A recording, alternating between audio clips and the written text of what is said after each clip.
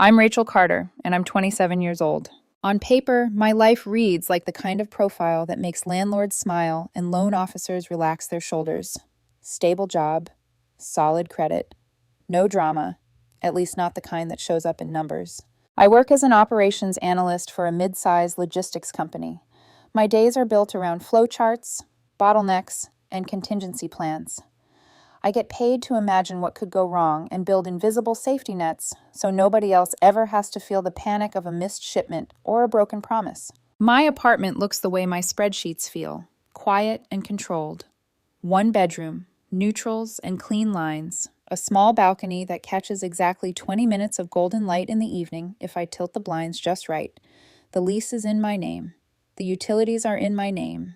The chipped mugs, straight from the discount bin, sit next to a color-coded budget binder on the counter. Every bill has a date. Every date has a checkbox. For a long time, I thought my love life fit that same calm, sensible pattern. I'd been with my boyfriend, Michael Ross, for 8 months. He's 25, charming, a graphic designer with messy hair and a sketchbook always within reach. He has that relaxed, things always work out for me kind of confidence that made me feel both irritated and quietly jealous. He moved into my place slowly. A hoodie here, a dop kit there, his favorite mug migrating from his sink to mine. I'd even started casually scrolling through listings online for bigger apartments with a second bedroom for his drafting table, telling myself it was future planning, not getting ahead of myself. We were 3 mimosas deep on a Sunday at this trendy brunch spot he'd been begging to try. Exposed brick, hanging plants, overpriced eggs, the works. The place where people take pictures of their food and their feelings. Michael was leaning back in his chair, sunglasses pushed up on his head, gesturing with his fork like he was on a talk show. "You know Jenna's an idiot, right?" he said, stabbing a piece of avocado toast. "Like, who lets themselves get dumped without a backup plan?" His friend Jenna had just been left by her boyfriend, and he'd been ranting about it for 10 minutes straight. Across from him, I cradled my coffee and tried to decide if I wanted to engage or let his monologue wash over me like bad elevator music. "A backup plan?" I repeated, eyebrow raised. He grinned, that cocky little tilt of his mouth that used to make my stomach flip in a good way. "Yeah, that's why I always keep Danielle around." I thought I'd misheard him. I actually laughed. "Sorry, what?" He pulled out his phone, thumb already scrolling. "Danielle, my ex." My fingers tightened around the mug. "Your ex-girlfriend Danielle?" Michael laughed. Not sheepishly, not apologetically. He laughed like this was cute. "Relax, Rach. We still text all the time. She's always asking if I want to grab coffee, catch up. I just keep her on the hook, you know? Smart guys always have a backup." My chest went cold and hot at the same time, like I'd swallowed ice and fire together. "On the hook," I repeated, my voice flatter than I meant it to be. He was still scrolling through his messages, tilting the screen toward me like this was story time. "Yeah, I tell her maybe sometime. Send a selfie, laugh at her jokes. She thinks we're rebuilding a friendship that might go somewhere. It's low effort." He shrugged, as if he had just admitted to occasionally forgetting to water a plant. "That's interesting," I managed. "Oh, come on, babe, don't be insecure." He reached across the table to tap my hand, his touch light, patronizing. "Every guy does it. Danielle's still totally into me. She literally told me last month she'd take me back in a heartbeat. It's nice knowing I've got that safety net, you know? Like, if you ever screw me over or whatever, I'm not alone." The way he said it, so casual, so smug, hit me harder than any dramatic confession ever could have. "If you ever screw me over." My mind did what it always does under pressure, catalog details. The exact way he'd said safety net. The way he used my hypothetical betrayal as the justification for his very real one. The way he looked entirely too proud of himself. I swallowed, put my mug down carefully so it didn't shake. "Does Danielle know she's your backup plan?" Michael smirked. "Obviously not in those exact words. I just keep her interested enough. My mom always says, never burn bridges with women who treated you well. You never know when you might need them. She's right." He said it like he was quoting scripture. Something in me went very, very still. "That's pretty smart thinking," I heard myself say, my tone slow, almost measured. He lit up at the praise like a kid who'd just gotten a gold star. "Right? See? You get it." No, I thought. I really, really don't. But I smiled. I even managed to finish brunch. I let him kiss me goodbye outside the restaurant while he told me he was going shopping with his sister that afternoon. I nodded like nothing was wrong while my brain quietly rearranged everything I thought I knew about us. He walked away whistling, hands in his pockets. I watched him turn the corner. Then I exhaled a breath I hadn't realized I'd been holding and pulled out my phone. Danielle Moore was not hard to find. Michael still had her in half his tagged photos from 2 years ago, candid shots of concerts, coffee shops, a picture of her sitting on a kitchen counter laughing at something out of frame. Her handle was right there, her business profile too, event planner, phone number listed. Perfect. My thumb shook once before I hit call. The line rang twice. Then, Danielle Moore Events, this is Danielle. Her voice was bright, professional, a little breathless. Hey, Danielle. I kept my tone calm, polite. My name is Rachel. I'm dating Michael Ross. Silence, then a slight intake of breath. Oh. Is everything okay? She asked. I looked out at the sunny street, people laughing, clinking glasses, taking selfies with their brunch. It felt like watching a movie I was no longer part of. Yeah, I said. Everything's fine. I just thought you deserved a quick update on your position. My what? According to Michael, I said, you're his backup plan. He told me over brunch. Thought you should know that your role has been upgraded. There was a sharp, disbelieving laugh on the other end. I'm sorry, what are you talking about? He told me he keeps you around in case things don't work out with me, I said, voice steady. Strings you along with selfies and flirty texts. His exact words were, it's nice knowing I've got that safety net. He also said you still ask him out, and he keeps saying maybe someday so you don't move on. Her breathing changed, faster, harsher. He actually said that? She whispered. Word for word, I replied. He also said his mom taught him to never burn bridges with women who treated him well, because he might need them later. The silence dragged out this time, stretched thin like a wire about to snap. Then it happened, this strangled, furious sound that didn't quite resolve into words. I have been waiting for him for 2 years, Danielle finally burst out. 2 years. He said he needed time to heal, to find himself. He told me he wasn't ready after our breakup, that we were unfinished. I turned down dates because of him. I thought we were building back up to something. There was a dull ache in my chest listening to her. Different women, same story. Yeah, I said quietly. Well, now you know. I took a breath. For what it's worth, I'm done. So congratulations, I guess. You're no longer his backup. If you want him, he's all yours. I'm out. There was another beat of silence, but this one felt different. Colder, sharper. He said I was his backup plan, she repeated, as if trying the words on and finding they cut. Yes. A chair scraped on her end, like she'd just stood up fast. Thank you for telling me, Rachel. Her voice had dropped into something hard, controlled. I'm going to handle this. I figured you would, I said. We hung up. I sat there for a moment with my phone in my hand, feeling the aftershocks settle. I could have screamed, thrown something. Instead, I did what I always do. I made a plan. By the time I got home, the plan was simple, elegant even. I unlocked my apartment, walked into the space Michael had been slowly colonizing, and started collecting every single trace of him. The hoodie draped over the back of my chair, the spare toothbrush in my bathroom, his cologne on my dresser, the sketchbook he kept on the coffee table, the backup phone charger he'd left plugged into my wall. I put everything in 2 boxes, neat, organized, labeled in my head as past due. Then I set the boxes by the door, sat on the couch, and waited for my phone to explode. It didn't take long. It took exactly 73 minutes. That's how long it took for Danielle to call him, for Michael to panic, and for my phone to light up like a slot machine. First came the texts. Michael, what did you do? Michael, Danielle just called me screaming. Michael, she says you told her I was using her. Are you insane? Michael, call me right now. I didn't. I poured myself a glass of water, sat at my kitchen counter, and watched the bubbles form at the bottom of the glass like it was a science experiment. My pulse was steady. Michael, Rachel, this isn't funny. Michael, you had no right to call her. Michael, answer me now. I let it ring 15 times before I finally picked up on the 16th.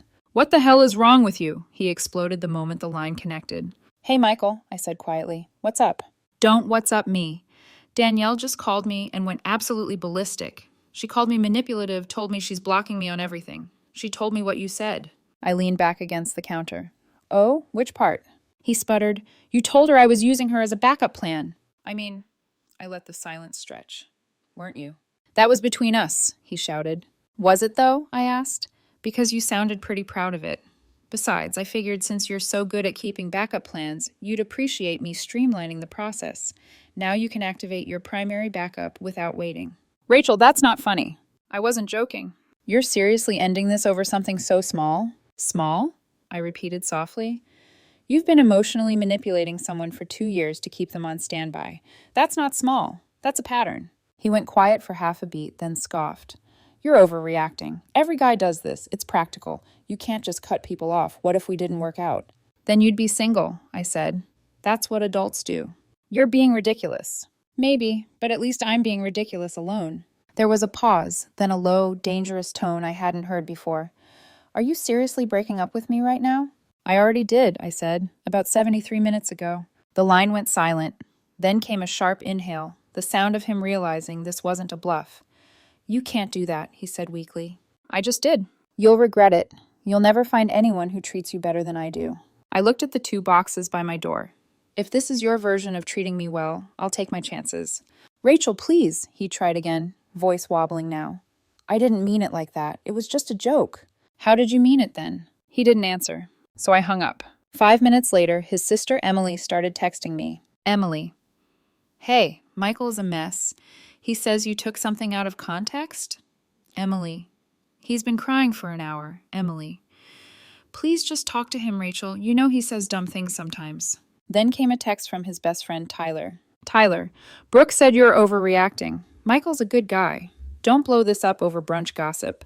It was almost impressive how fast he mobilized his personal PR team. I set my phone face down. By evening, the storm had moved to social media. Danielle's Instagram story started spreading through our mutual circles like wildfire. She'd posted screenshots, 2 full years' worth of messages from Michael. The "you're special to me" texts, the "maybe someday we'll get coffee" messages, the flirty selfies he'd sent her the same week he'd asked me to plan a weekend trip. And under all of it, her caption, "When you find out you've been someone's backup plan for 2 years, don't be me. If he's not choosing you, you're not chosen." It hit 3,000 views in an hour. By the next morning, local gossip accounts were sharing it with names blurred out, but not enough that people couldn't recognize Michael's tattoos in the screenshots. When my phone rang this time, I actually laughed before I answered. "Rachel!" he barked. "What the hell did you do?" "Nothing," I said simply. "Looks like Danielle handled it herself." "She posted everything. My coworkers have seen it. My mom saw it." "Good," I said. "Maybe she'll finally realize where that backup plan advice got you." "She's humiliated. She's threatening to sue." "For what, raising you badly?" There was an audible bang. He'd slammed something, maybe his desk. "This isn't funny, Rachel. You ruined my life." I leaned against the wall, calm as a lake. "No, Michael, you ruined your own life. I just made sure Danielle knew the truth." "You don't understand," he said, voice breaking. "My reputation—" "Is finally honest," I interrupted. He swore, hard and ugly, and hung up. I thought that was the end of it. I was wrong. 2 hours later, there was a knock at my door. When I opened it, I was met with a perfectly manicured woman in a designer workout outfit, arms crossed and chin high. "Rachel Carter?" she asked. "Yes?" "I'm Lisa Ross, Michael's mother." Of course she was. She didn't wait for an invitation, just walked right past me into my living room like she owned the place. "We need to discuss this situation," she said, glancing at the boxes by the door. "What you've done to my son is unacceptable." "What I've done?" She nodded, lips tight. "You called that girl and started this drama. You embarrassed him publicly, all over some silly girl talk." "It wasn't girl talk," I said, folding my arms. "It was him bragging about manipulating women like chess pieces." Lisa waved that away like a mosquito. "Oh, please, that's called being smart. Men leave, they cheat, they get bored. A smart person keeps options." I stared at her. "That's what you taught him?" She rolled her eyes. "I taught him not to be vulnerable, to never be left with nothing. It's called survival." "No," I said softly. "It's called using people." Her expression hardened. "You're young. You don't understand how the world works." "I understand that you raised someone who thinks relationships are insurance policies." That got her attention. A flush rose in her cheeks. "He's devastated. He can't eat, can't sleep. Do you know how much stress you've caused?" "I'm sure he'll survive," I said. She exhaled sharply in through her nose, then reached into her handbag and pulled out, God help me, an actual checkbook. "What will it take to fix this?" she asked briskly. 5,000? 10? I blinked. "Are you seriously trying to pay me to date your son again?" I'm trying to fix the mess you created, she snapped. If you publicly say this was a misunderstanding, it'll blow over. I laughed then, not loud, but real. You can't buy someone's self-respect. Her nostrils flared. You're making a mistake. Michael is a catch. Michael is a manipulator who learned from the best. She slammed the checkbook shut. You'll regret this when you're alone. I opened the door for her. I'd rather be alone than be someone's placeholder. She glared, then stormed out, her perfume lingering like smoke. The silence that followed was almost peaceful, until my phone buzzed again. A number I didn't recognize this time. Unknown. Hey, Rachel, it's Mark. Danielle's friend. You don't know me, but thanks. Seriously, what you did, it opened a lot of eyes. Another buzz. Unknown. This is Kelsey. I used to talk to Michael too. Same story. He said I was special. Guess we all were. Then another. Riley. You don't know me, but thank you for saying something. One by one, the messages came in. 4 women, different cities, same story. Each had been told the same lies, the same maybe someday, the same safety net line. Michael hadn't just kept one backup. He'd built a whole system. I set the phone down, my throat tight but steady. The storm had only just begun. The next few days felt like watching a slow-motion collapse, one I didn't have to touch to keep going. By Tuesday, Michael's social circle had split in half. The ones defending him, it's just private stuff blown out of proportion, and the ones sending Danielle heart emojis and good for you messages. I stayed quiet. Didn't post, didn't comment. Just watched it all unfold from a distance like a scientist observing combustion. Then, on Thursday night, my phone buzzed again. A photo, a handful of white pills scattered across a wooden table. Michael, this is your fault. I froze. The air seemed to thicken around me. For a second, just one, I wondered if I should call him. Then my brain kicked back into gear. I didn't reply. I called 911. Then I forwarded the photo to his sister, his parents, and attached the timestamp. 10 minutes later, my phone started ringing off the hook. First Emily, then his mother, then finally a police officer. When the dust settled, the story was painfully predictable. He was fine. Perfectly fine. Not a scratch. Just sitting on his bed with the lights off when the cops arrived, muttering that it was a misunderstanding. They gave him a lecture about wasting emergency resources. His mother gave me one too, accusing me of overreacting. I hung up on her halfway through. That night, I sat in the dark with my glass of water and whispered out loud just once, never again. But I should have known it wasn't over. Because when emotional blackmail fails, some people just change tactics. 2 days later, a text arrived. Michael, we need to talk. I think I might be a father. I blinked, then I actually laughed. Me. That's impressive, considering we haven't slept together in 6 weeks, and you told me Danielle's the one who's always asking you out, Michael. You don't believe me? Me. No, but I believe you're desperate. He didn't reply. 5 minutes later, another message popped up. Michael, you're cold, you know that? I was trying to do the right thing. The right thing. I blocked his number. For about a week, there was silence. A blessed, eerie quiet. I thought maybe, finally, he'd realized it was over. But then, one night, while scrolling through TikTok before bed, I saw it. A familiar face, Michael, talking straight into the camera with a serious, wounded expression. The caption read, "How emotional abuse hides behind control." I clicked it. I shouldn't have, but I did. His voice filled my room. She isolated me from my support system, he said. She didn't want me talking to other women. She made me feel guilty for having friends. She weaponized my kindness. And when I finally tried to open up, she humiliated me publicly. He looked so convincingly broken, it almost made me second-guess reality for a heartbeat. Almost, because then I saw the comments section. And there, right at the top, was a name I recognized. Danielle. Funny, this looks a lot like the guy who told me I was his backup plan. Screenshots in case anyone's curious. Then another. Kelsey. Same here. Still waiting on that someday coffee. Guess I wasn't the only one. Riley. He told me he wasn't ready for a relationship.